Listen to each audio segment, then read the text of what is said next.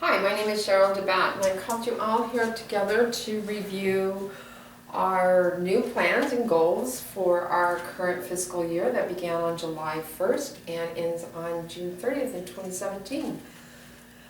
I have set some goals that I'm hoping that you can give me your thoughts and ideas regarding, but in doing so, I used a SWOT analysis, but first let's review.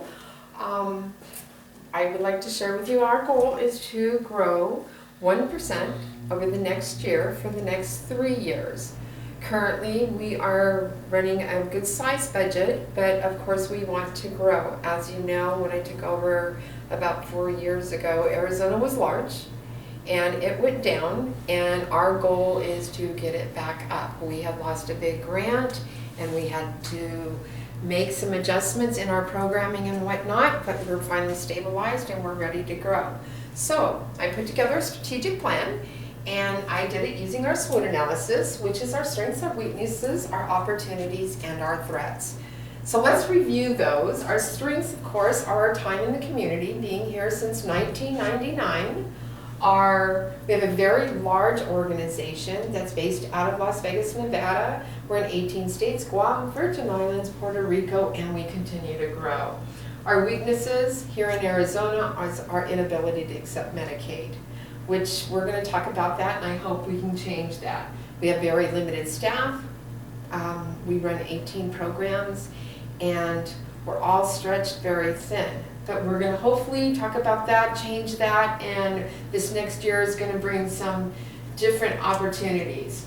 Our current opportunities in our community and in our organization here is our ability to grow. We have so much growth potential. And one of the things that we should think about is moving into mental health. Our threats is that we are in a very rural community. Mojave County is very large, however very rural, and we have lots of behavioral health. And we have limited funding due to the fact that we cannot accept Medicaid. So, what is the plan? What is our action plan? Our action plan is to increase our programming. And in order to do so, most of you know, but I'd like to share with you, we do have a designated grant writer. She is for Arizona and Nevada. Nevada is very large compared to Arizona. We have a designated accountant. What the accountant and I do is we look at each program, which runs off its separate budget. We go line by line, and we make sure that we are staying within that contract, within those grants. We're not spending too much money. Our expenses and our revenue are at that zero-based budget line. The goal of new programming is going to be looking and working with the grant writer, do a lot of cross functions within our organization. We're going to work with the grant writer. We're going to look at Procure Arizona, which is the state site for new opportunities, Mojave County, San Bernardino County, and that's where all of you come in because you work for different organizations, you do different things, we all are in different circles, and we keep our ears open. And so we can start emailing and talking to each other, and feel free, email me and I will send it to the grant writer, or I'll give you the grant writer's information. We want not to miss an opportunity. The other thing that we need to kind of look at and that would really help us is back to that Medicaid. Medicaid is run through Northern Arizona. That's where it's called Health Choice of Northern Arizona, which branched with NARBA, and that's where our Medicaid dollars go. And they are funded down to the responsible agencies, which there's 2 in our area. Unfortunately, this organization here in Arizona is not one of them. We do hold a national provider ID number, and we do hold a Medicaid billing number, although those responsible agencies have to refer to us in order for us to do any Medicaid billing. And if they can do it themselves, why would they want to send it to us? So we're kind of stuck.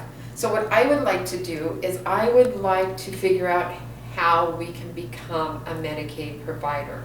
We need that opportunity.